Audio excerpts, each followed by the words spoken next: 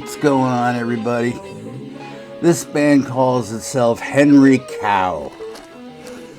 They're an English experimental rock group founded at Cambridge University in 1968 by Fred Frith and Tim Hodgkinson, drummer Chris Cutler, bassist John Greaves, and bassoonist/oboist Lindsay Cooper are also long-term members. Lots of others came and went over the decade in which they were active. This music enclave was not meant to be commercially successful. This left the door open for whatever sound experimentation they could dream up, and there were no others even remotely like these people. This stuff is progressive prog, and the name was chosen for its silliness factor. Frith and Hodgkinson met in a blues club at Cambridge. They found they both liked the same music and started jamming and playing locally.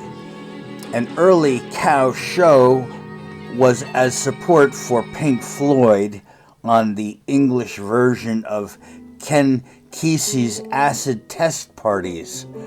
Hard to believe Cambridge would allow such a thing.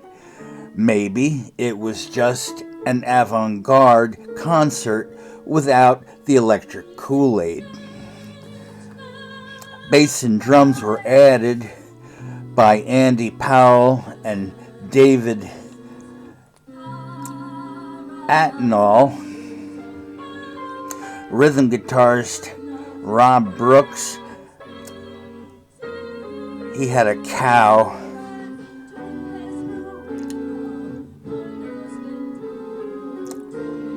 I don't know what I meant to say.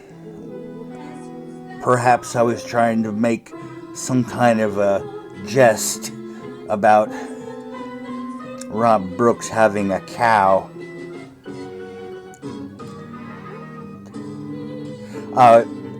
When he did, it made the band a quintet.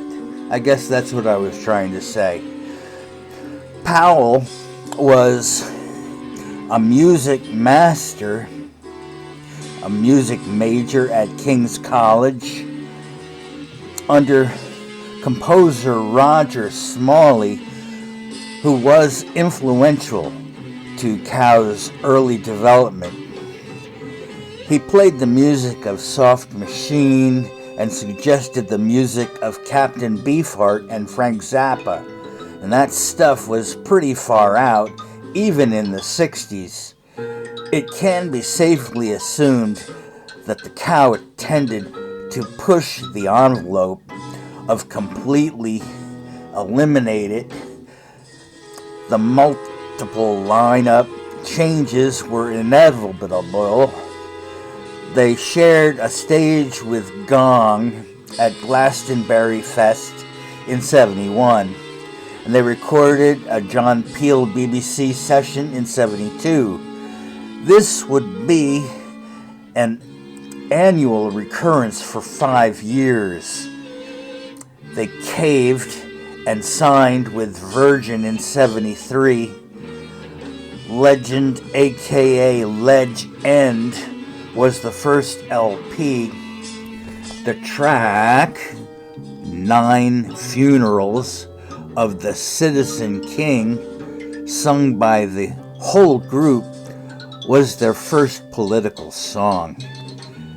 The next LP was titled Unrest, which consisted in part with their interpretation of Shakespeare's The Tempest. Later that year, in '73, they performed in the studio live with Mike Oldfield and his Tubular Bells for the BBC. In 1974, they merged with another avant-garde band, Slap Happy. The album Desperate Strange desperate strengths was the result. In Praise of Learning was next in 75, but that was the end of Slap Happy, and that's sad. A tour with Robert Wyatt and a backing of Same on Wyatt's album Ruth is Stranger Than Richard was the last heard from this version of Henry Cow. And this band was called Determinably Inaccessible. They were ignored in their own country.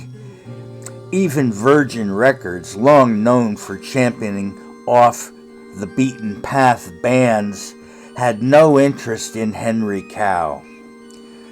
The band's anti-capitalist stance was its own reward. This was DIY on the extreme, but Europe took notice of them. The Italian Communist Party offered them concerts in Italy. They became 100% improvisational, and recording was completely homemade.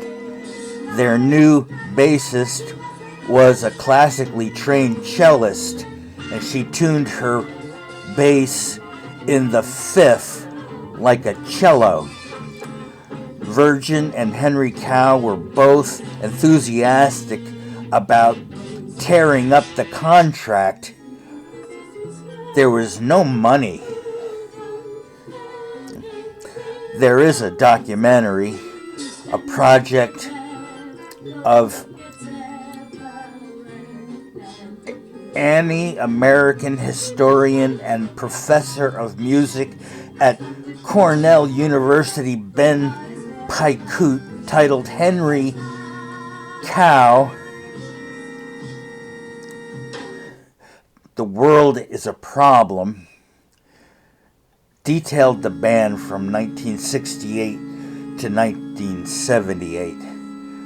Western Culture was the last LP, released in 1979 on Broadcast Records. Nope, not Virgin. Now, I think you might get the idea that East Coast Pete would be like in love with this stuff because it's just so out there. It's really not that out there, though. It's meant to project a certain otherworldliness, perhaps, but there are many, many bands that do it better than these guys. I really think they just want to be free to express themselves however they see fit. It's just a matter of self-expression, you know. If you dig what they sound like, that's cool. If they dig what they have to say about it, that's also cool. If not, that's also cool. Cool is cool. Thank you for being with me on my show. I am East Coast Pete.